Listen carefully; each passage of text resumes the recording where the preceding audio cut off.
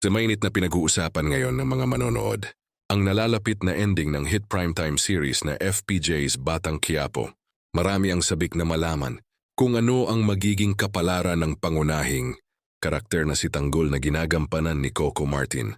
Habang papalapit ang pagtatapos ng serye, lalo pang umiigting ang mga haka-haka kung magiging masaya ba o malungkot ang huling kabanata nito. Yun sa ilang ulat at usap-usapan sa social media, may malaking revelasyon umano sa ending na ikagugulat ng maraming taga-subaybay.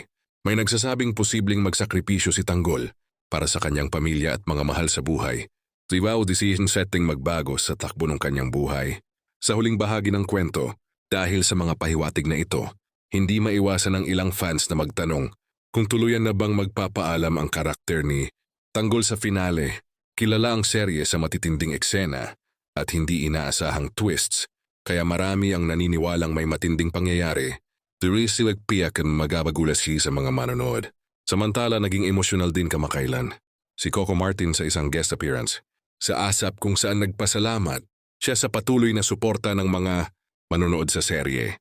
Dahil dito lalo pang tumibay ang hinala ng fans na papalapit na nga ang pagtatapos ng makasaysayang programa.